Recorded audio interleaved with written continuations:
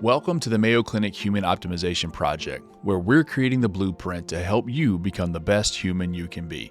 I'm your guide and fellow optimizer, Christopher Camp. Confidence is something that lives on a spectrum, and we can all find ourselves at different points on that spectrum on any given day. Sometimes we can be overconfident, and at other times we may be woefully underconfident. So how do we get this right? How do we learn to become appropriately confident, and how would that impact our lives if we were able to live that way more consistently?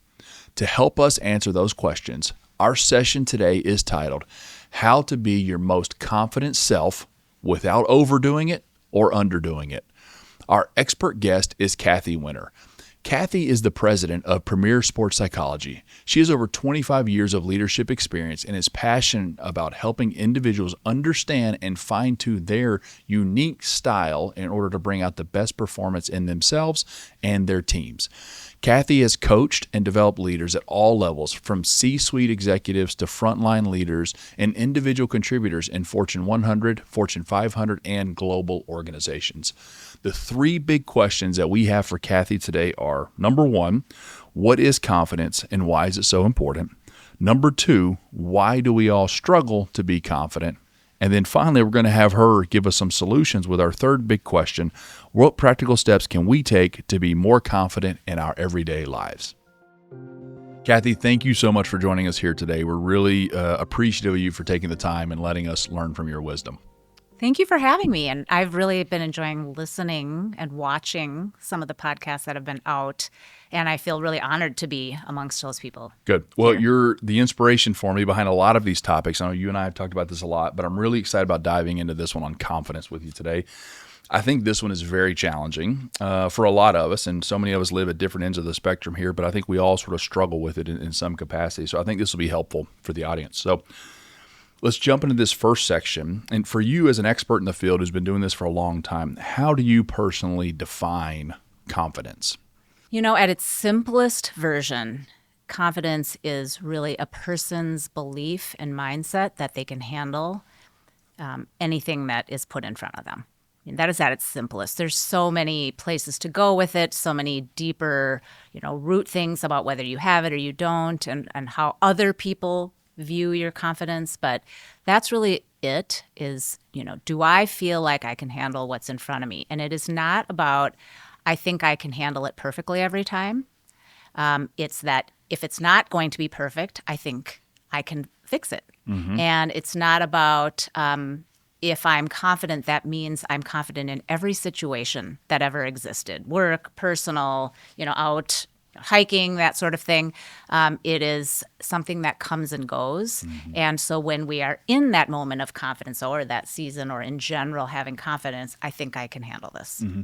And in that definition, there's actually a fair bit of subjectivity, which I think can be challenging for people because you're saying it's a person's belief and mindset that they can handle what's in front of them. And so I think each of us has different things in front of us.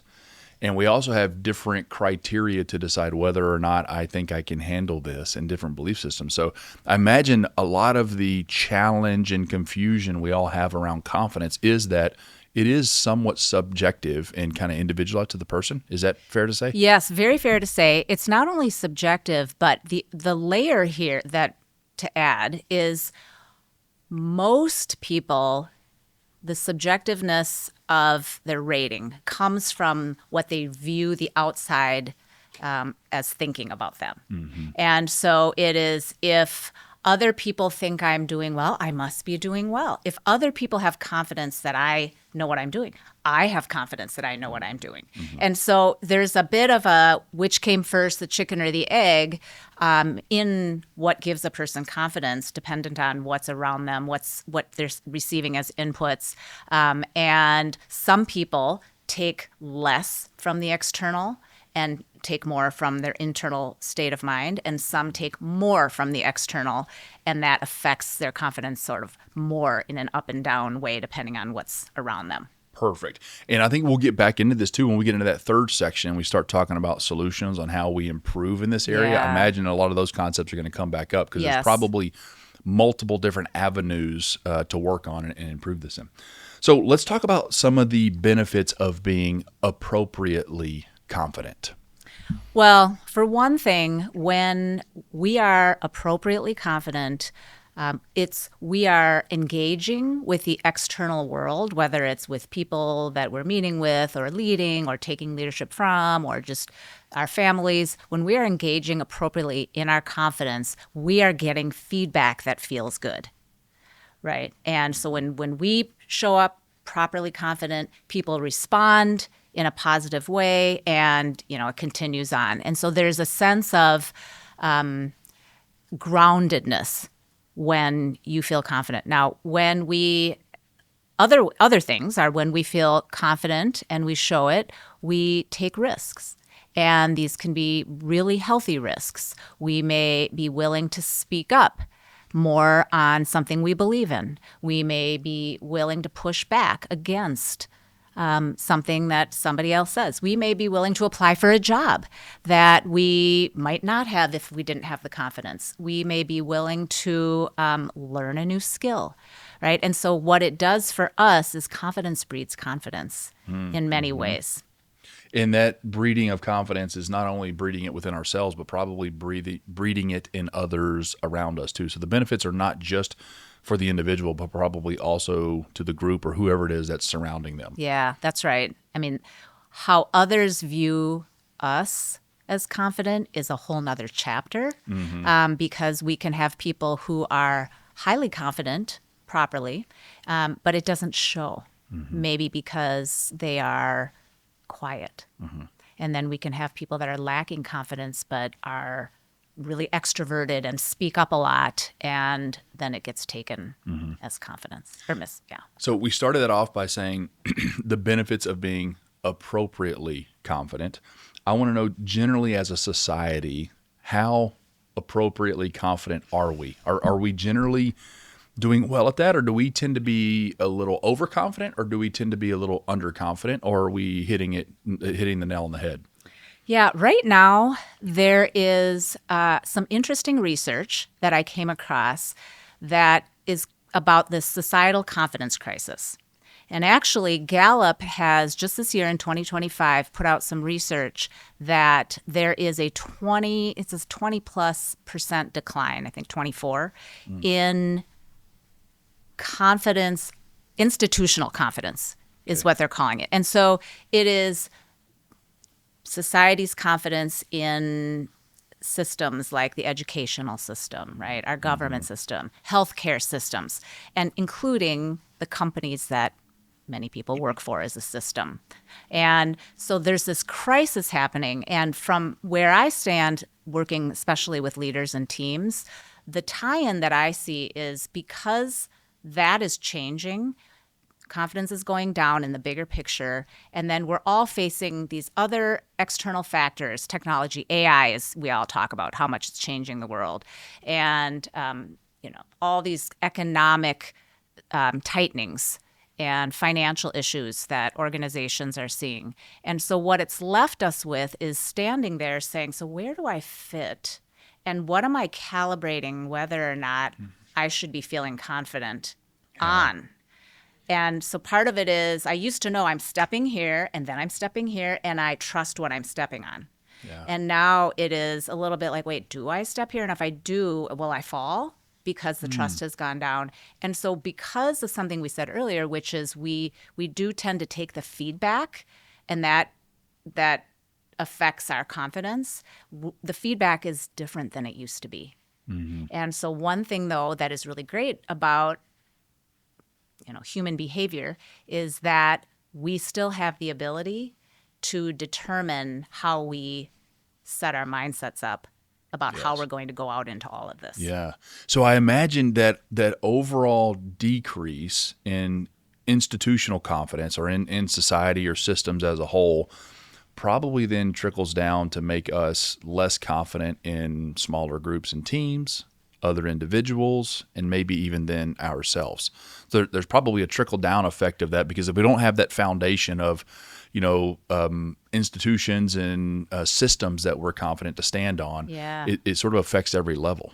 Yes, and I want to enter in another factor that we see a lot of when working with teams is, I hate to even bring up since COVID because I feel like we've been using that Right. over and over, but in the past 4 years, what we have seen is people's sensitivities have gone way up, like sensitivity, right? And so Right. this takes the form of, do I say something because I don't want to offend somebody? Yeah.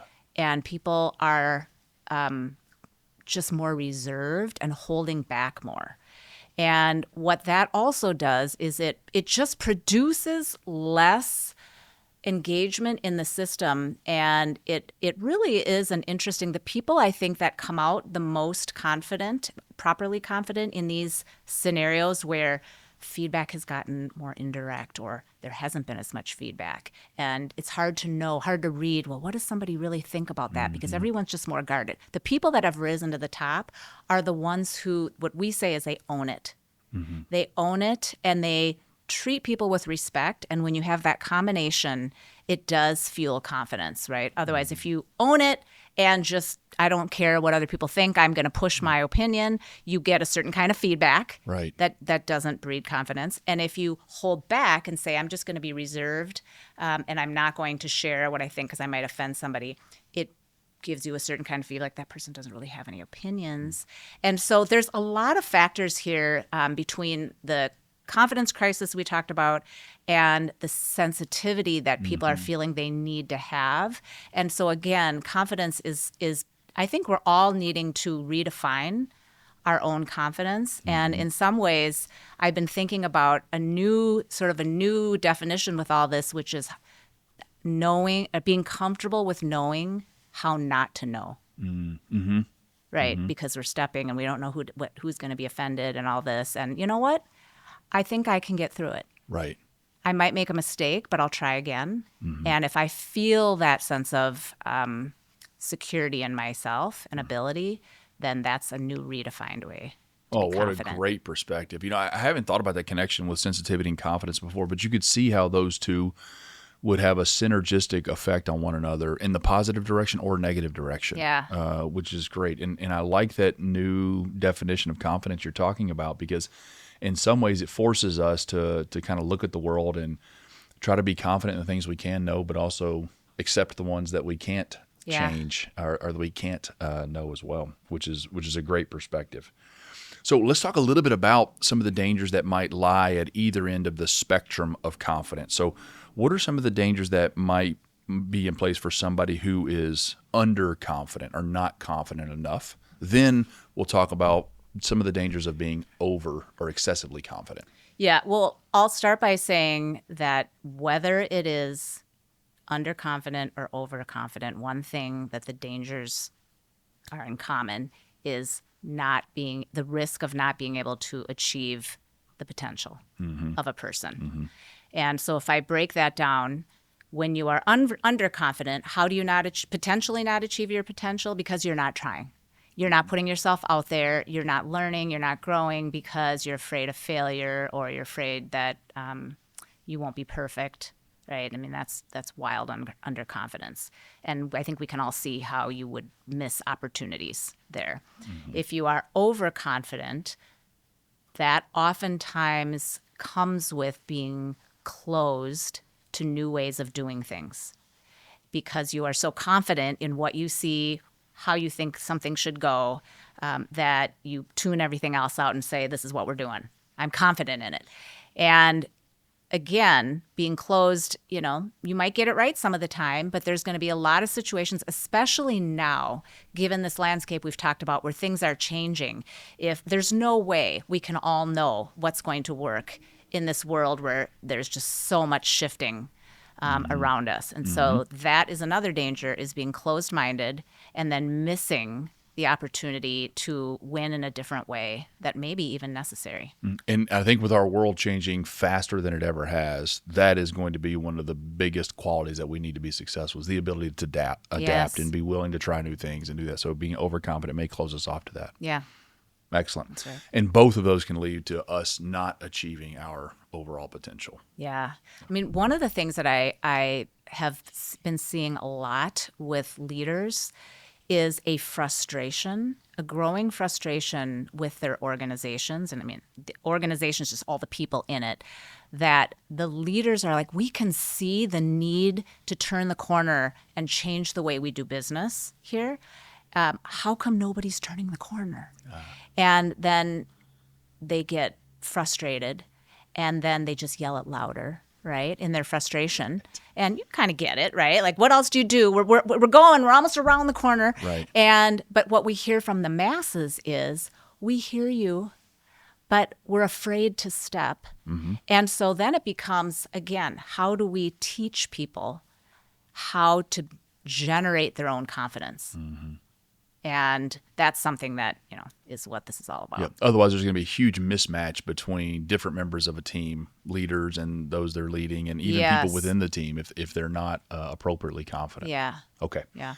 So let's talk a little bit. So, I mean, it's pretty clear that we are struggling with this a fair bit, and in different directions. Some may be overconfident, some underconfident, and some may be both, but in different areas of their life. So I want to talk a little bit about why we struggle with confidence. So can you give us some examples of people not being appropriately confident?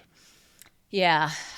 So I think a lot of it comes down to being willing to look inward first and be honest and vulnerable with ourselves and clear on, you know what, I'm willing to admit that these are the things that I do well, these are the things that I don't.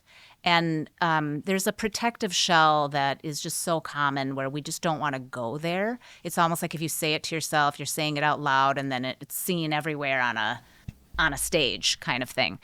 And what happens is when we are not able to let that come to fruition, the self-awareness piece, we start to compensate. And we say, like, well, I kind of don't think that I'm very good at these skills. And I mean, I haven't really given anybody a chance to tell me if I'm good or not because I don't let the topic come up. And so I just got to make sure that I look like I'm good at the skill. And then we start to put so much energy into compensating, and it's called performative, right? Is what we call it. That it sort of takes over, and we're not really able to then become open to feedback, right. And then if you dial it all the way back to our original definition, which is the belief that we can handle anything that's in front of us, we really don't have it at that point because we're saying, I've got to pretend, or I have to do these other things to make sure that in case this weakness comes out, I'm covering it.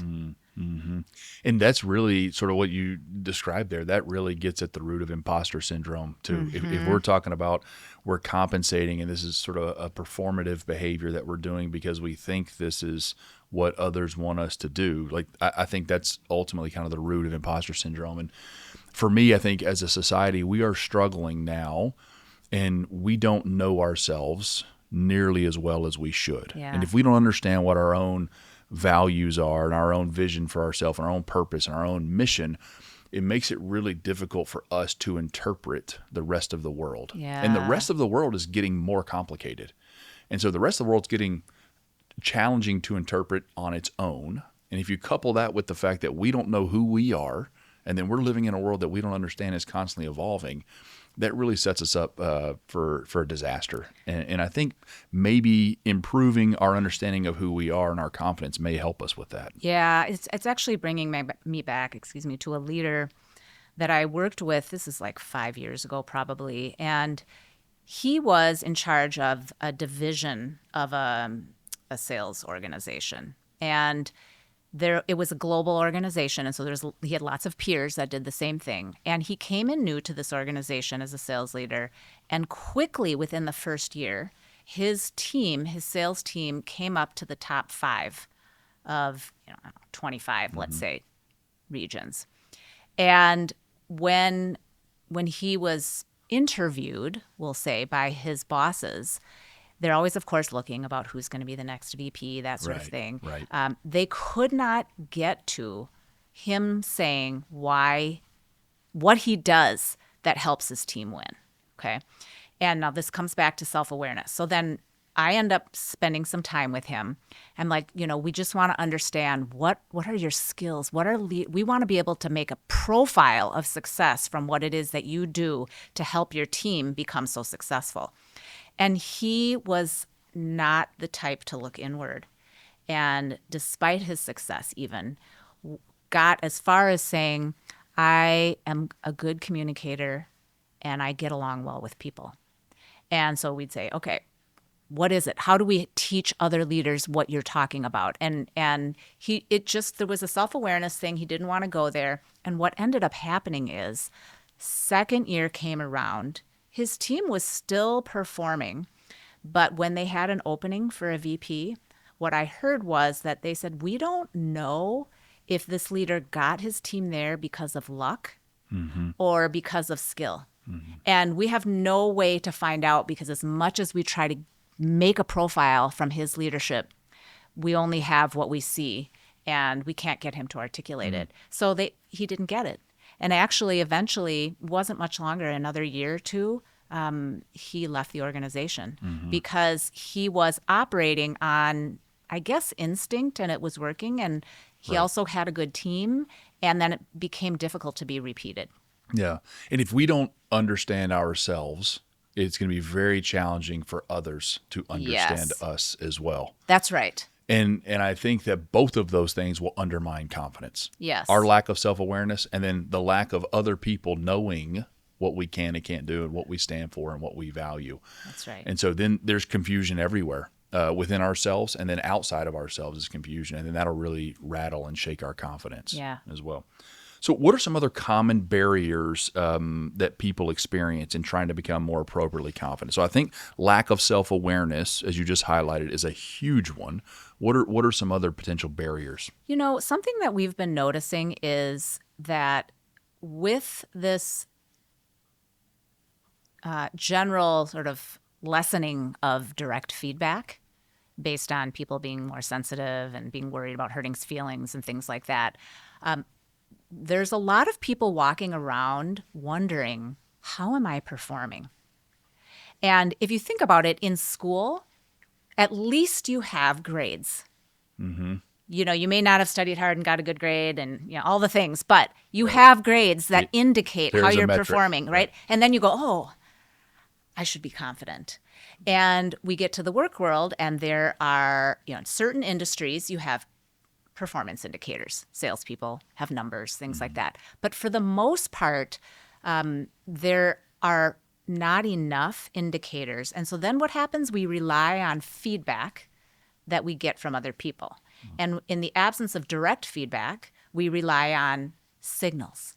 Right. We look around, well, that person didn't look at me while I was talking, and shoot, I must not be very convincing right now. And so, a barrier right now really is a lack of feedback. And if we know, let's say we're in an environment that we can control, where we know, there just isn't enough data to show like salespeople have. Well, then we should create some mechanism for ourselves where go ask for feedback, for one thing. Now, asking doesn't necessarily mean you'll get it, but you certainly won't get it if you don't ask. Yeah, you need to be curious. You have to be curious and probe. And the people who are most likely to get the feedback that is going to be helpful to build their confidence, and this is positive feedback too, are the ones who probe into what they get as a response. So I might ask you, like, hey, how do you think I'm doing on my presenting? And you'll say, Kathy, you're doing fabulous. And then I could walk away. Right? But I will still be wondering, what is the performance indicator there? And so then the probing might be, well, so tell me what specifically, I should keep doing. And then tell me, is there any other feedback about, like, if I could do it better, what would it be? And then keep probing beyond that, right? So that, and it takes some willingness to let it come in. Yeah. Well, when you do that, when you ask me that question in that direct way, it tells me that you are curious, and it tells me that you're confident, and you've opened the door for me to walk through to give you the feedback. Yeah. And I can imagine then when I do that, hope if I do it well, you'll use that information to become more confident, which will then allow you to ask for even better feedback next time around. And it becomes this sort of positive flywheel and positive loop where you can see it also works in the opposite direction. So if you don't understand yourself and you don't have the self-awareness, you're probably less likely to ask for the feedback. Yeah. So you're going to be relying on signals, which you can't interpret because you don't even understand yourself, much less the person giving you the Right. signals, and they don't understand you either. And so that is going to diminish your confidence, which also makes you less likely That's right. to ask for the feedback. So, I mean, the feedback is so critical, and I think for all of us, we should.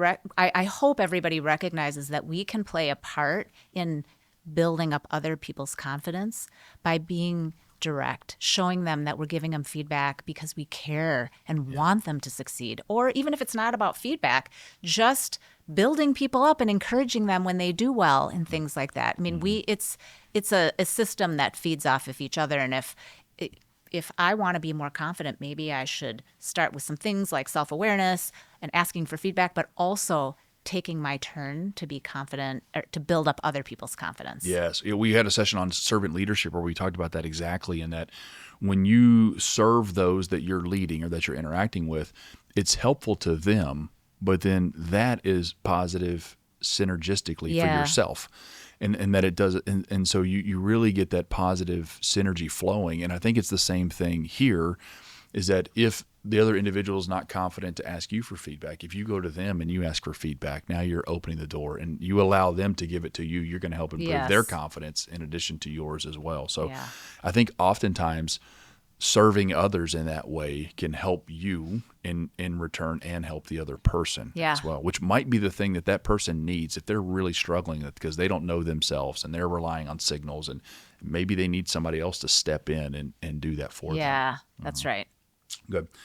Let's talk to the perfectionists that are out there. You know, a lot of people talk about perfectionism, and a lot of people wear it as a badge of honor. And I think that perfectionism can be really valuable in a lot of ways, but I also think that it can have, it's a little bit of a double-edged sword in that it sort of comes with this high level of confidence, but sometimes maybe a lack of vulnerability. So can you talk to us a little bit about your experience in working with self-labeled perfectionist, the pros and cons of that? Yeah, you know, there's two types of perfectionists that we see. I mean, in my mind, how I bucket it, there's perfectionists who want to get it right because they maybe were trained in professions and in education, very technical, where there's a right answer and a wrong answer. And then they kind of put that on everything. Okay.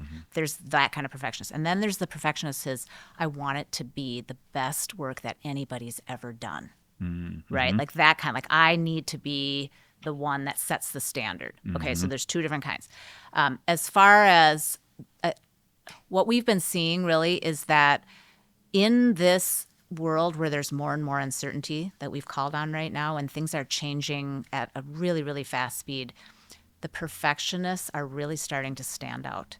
And in some ways we need them because we can't all just be like, okay, let's step on unshaky ground and we'll all do it together. Right. You need the rocks, right? And the Right. perfectionists are valuable. However, there is a time right now that they've probably never experienced anything like it, which is the pace of change and the ask to change is incredibly high. And so perfectionists are, I think the rate of burnout that we're seeing, first thing you sometimes say is like, well, what kind of rules and standards and details do they care about? And if you hear, well, they care about all those things, you can imagine, exhausting. right? It is exhausting. Yeah. And especially when, let's say there is a number of them in a group and the rest of the group and the world that the group lives in is swirling around everybody trying to make sense. And they're like, no, people, come back, that kind of thing. And it is hard. So perfectionism is really obviously one of the enemies of confidence, because if you're thinking about where you get your confidence from, perfectionism almost never has an end. Right? It's like, It's I never got there. achievement-based. Yes, Yeah. I never got there. Right. It could have been more, but then somebody told me I had to stop because I ran out of time, and it could have been better. And then we drop our confidence a little bit. So perfectionism can be a powerful motivator to drive you forward, but in a lot of ways can make you kind of fragile Yeah. And that those folks tend not to do well with uncertainty or failure, which Yeah. could lead to a fixed mindset.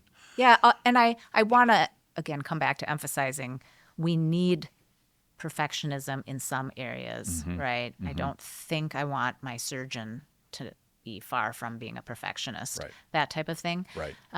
But in general, it's like, how do you apply that perfectionism in different types of scenarios? Yes. So it can be a valuable tool. Yes. Use it intentionally. Yes. Right. Quick thoughts on the humble brag. We see this everywhere. We do this everywhere, all of us.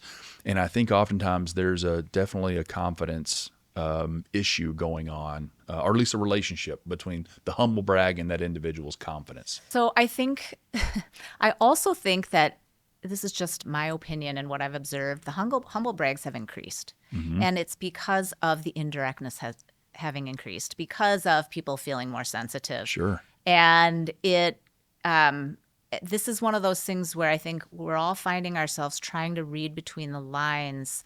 Was that a humble brag? Was it somebody fishing for more compliments? Was it somebody who's feeling insecure or oversecure? Or, it's just, this is a society that I'm finding leaders and people are living in, is just, if we could do a pattern interrupt and brag confidently, I think that would actually be better than the humble brag where we're all trying to figure out, so what was Kind the of testing the intention waters. behind that? Yeah. A lot of uncertainty behind it. And you're right. Maybe that is the humble brag. To get back to your previous point about reading signals, oftentimes maybe that humble brag is us putting something out there, looking for certain signals to affirm what we're doing and saying, this is a soft way for me to get the feedback I'm looking for somebody to say, hey, good job, you're doing the right thing. That's a great point. Because I lack the confidence to just ask for it directly, ask for that feedback directly. Yes. So I'm trying to subversively get that feedback.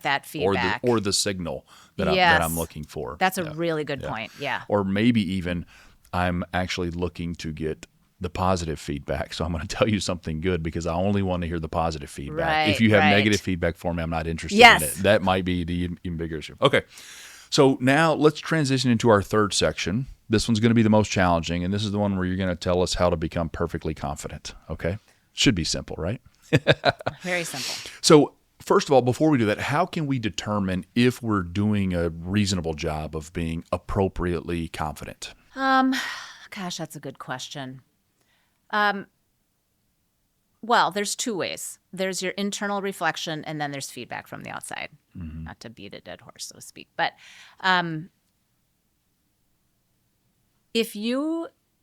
for example, I was telling you before we got started that I do a lot of speaking. And yesterday I was standing in front of an unfamiliar audience of 200 people and speaking. And you know what? I went in feeling pretty confident. I do this regularly. I know this topic. And I told myself, all right, what do you want them to get out of it when you're done? Do you understand that topic? Yep. Okay, go.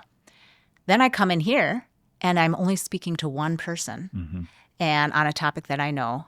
And all morning I was like, this might be an imposter syndrome moment, right? This might be. And so first I want to say that we should never expect that we're either always confident or always ill-confident. So it's okay to have moments, and that's normal. If you're always confident, you should probably look inward.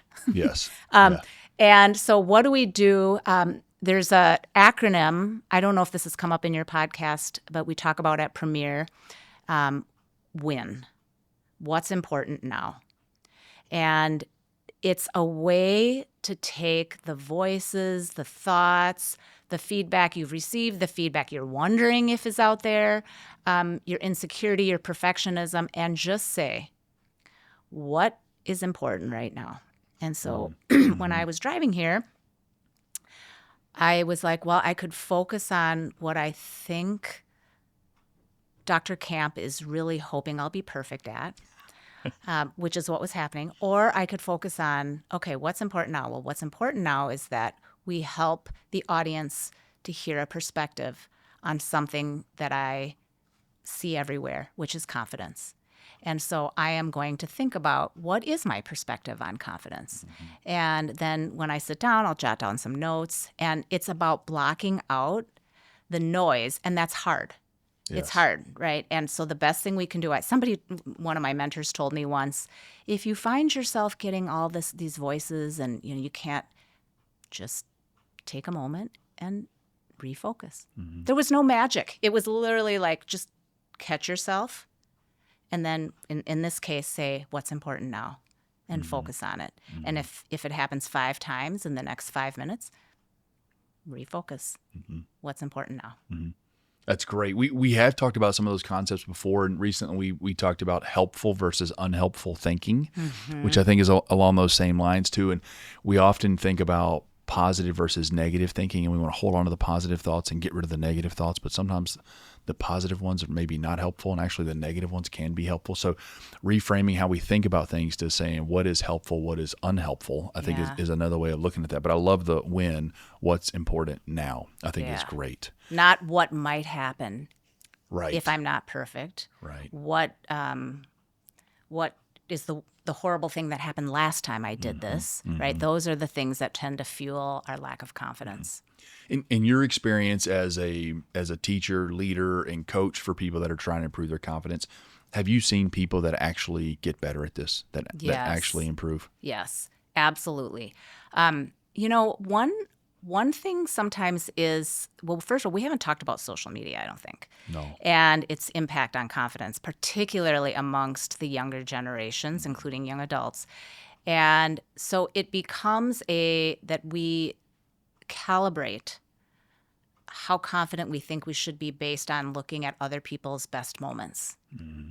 When that person presented, look at all the likes they got on their LinkedIn page, or look at all the views they got on their Instagram reel. And so I think that is something to consider that we have all sort of started to become affected by, is simply getting stuck paying attention to other people's successes. Yeah. So one thing that I have seen is where people, and this is people of all walks of life, when they take breaks from social media, it could be a week, a month, longer, they almost always come back and report that they have more clarity on what's important to them. They feel more confident really in who they are and what they know about themselves. And so that is, I have seen dramatic increase in that impact on confidence. I do think social media is one thing that's let us, exactly what you said. We see others' depiction of success, which is usually not actually even the real success they're having. It's the way they wanted to portray it to the rest of the world. And then we take and we think, oh, that looks nice, or that is successful. It's getting attention. I'm going to adopt that definition of success for myself. Yeah. So somebody else's false definition, I'm going to now adopt for myself. Yes. Which gets back to what you talked about earlier, and that, we don't really even understand ourselves, so others don't understand who we are. Right. And now we're adopting somebody else's definition of success. So nothing really belongs to us. That's right. And your original definition in confidence was a person's belief and mindset that they can handle what's in front of them. It's a person's belief. And so that is rooted in kind of knowing yourself and who you are. And all of these things have us focused on other people's definitions that we're trying to adopt, which aren't true to us as individuals. Yeah. And you were asking about examples. Another example that I've seen in coaching people is really getting the chaos of, who am I? Who am I supposed to be? How does somebody else want me to be? Am I a failure or a success? Sort of try to push that aside and saying, what matters to me? And do I care if I'm not good at baking a pie?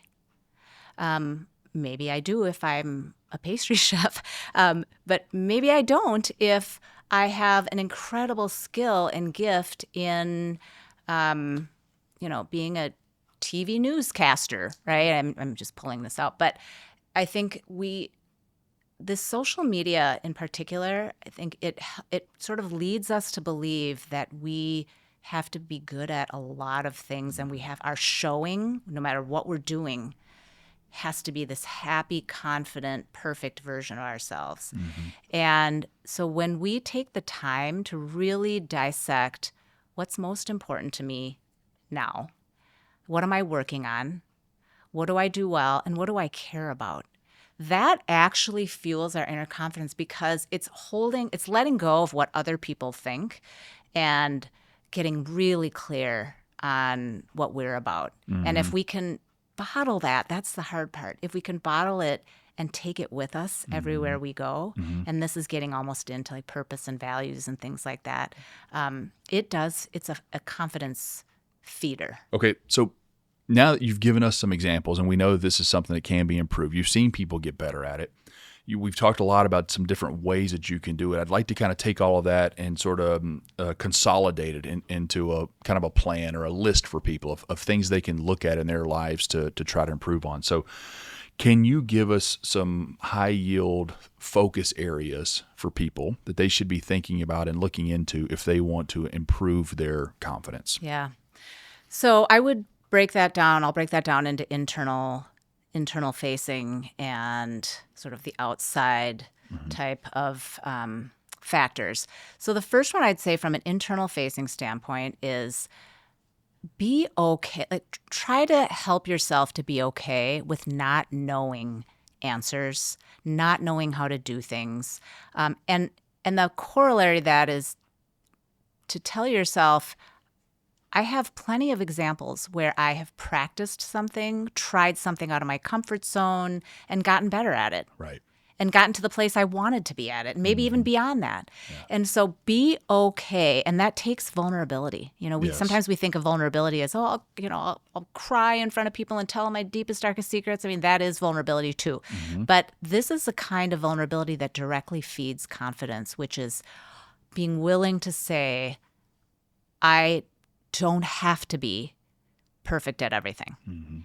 And I don't even have to be perfect at anything, really. I just have to do the best I can, work on it, and I will improve. And coming back to the definition, I have the confidence that I can tackle what's in front of me without having to have it be perfect.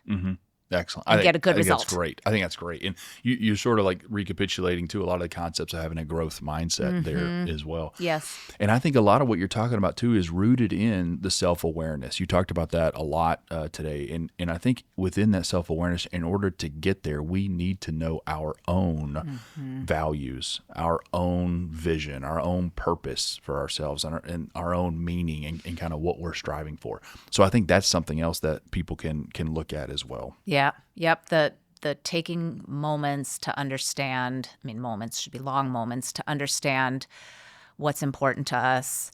And if you really want to do some deeper work that can be quite freeing is, why are these things important to us? And, what do I want? You could be 20 years old and say, what do I want my legacy to be in 10 years, and then in 20 years, and then in 30, what's important to me and why? And there's something very freeing about that. Yes. And it's related to the external source piece, which is when we are engaging with feedback to tell us how confident we should be. We should keep in mind that, one, people are usually putting forth their best version of themselves only, not regular life in social media, something we all know, but we sometimes need to remind ourselves. And number two, this idea of servant leadership that you mentioned earlier is we can contribute to the confidence levels of people around us by giving them direct feedback, in love, right? By asking for feedback, by modeling that it's okay and actually quite helpful and productive, and by being aware that not everything you see and hear around you is relevant to how well you are doing at something. That's the win. Ask what's important now. Yeah. I love it. Okay, that's an excellent list. So I've written that down, and I got it broken up into the internal factors and external factors. So I'd like to take a minute just to kind of summarize my notes. I've been taking notes as we've been talking. So I'm going to start from the top. So you define confidence as a person's belief and mindset that they can handle what's in front of them. And so we talked about how that's a little bit of a subjective definition, which can make it challenging for people, but I think it's helpful. So it's kind of up to you to decide what's important. What's your definition of I'm able to handle this? And then don't be a harsh judge on yourself. So I think it's really can be confusing, but it's also kind of empowering to know, hey, you're in control of this. Like you potentially have the ability to do this, so you can do it. We talked about some of the benefits of confidence being that you get better feedback. People will respond to you better. They'll understand you better. You're better grounded. You're more likely to take appropriate, healthy, calculated risk and not the bad ones. And then it also breeds confidence in others. So you're going to make other people around you better. We talked about why we struggle with confidence. You gave us some sobering statistics around our decrease in confidence institutionally in our systems and big processes and big programs. And sometimes that large institutional confidence that's lacking leads to confidence in smaller teams and others and individuals. We talked about the link of sensitivity with confidence as well. We talked about a lot of the barriers being lack of self-awareness, not getting feedback, some confusion. We rely on signals instead of real information. And then finally, at the end, we talked about some different steps for how you can get better. And I like how you broke that down. So you gave sort of the internal reflection piece. And the list you gave was, number 1, be okay not knowing certain things. Number 2, be vulnerable. Number 3, really understand your own values, purpose, mission, and reasons in life. Number 4, own your own definition of success. Create it for yourself, and then determine what is important for you as the last one. And then the external factors for us to look at. Seek feedback. Seek it constantly. Seek it aggressively, because that will create that positive loop for you. And then don't just adopt other people's definition of success. So don't look for others. Maybe use it to inspire you, but don't just inherit it without asking questions. Be of service to others, because oftentimes serving them can help improve your confidence. Give others feedback, and then win. So think about what's important now. That's my summary. Now I'm going to give you a chance to summarize too. So you've answered our big 3 questions incredibly over the course of this discussion, but now I'll give you the chance for the rapid fire answers here. So what is confidence and why is it so important? Coming back to a simple definition, confidence is the self-belief that we can tackle what's coming in front of us. And I think the new age or the today version of it that we referenced is having comfort in not knowing how something might go, but the belief then that we can handle it, even if we've never handled it before. And it's inevitable. We're going to not know at times. And there will be things that we don't understand in front of us. Why do we struggle to be confident? When we put our self-worth on an external view, feedback from others, how we think others think we're doing, how we see other people doing things well, that really tends to affect a lot of our own view of ourselves. And so, as we've mentioned, there's a lot of factors out in the world right now, social media, this institutional confidence crisis mode that we're in, according to Gallup.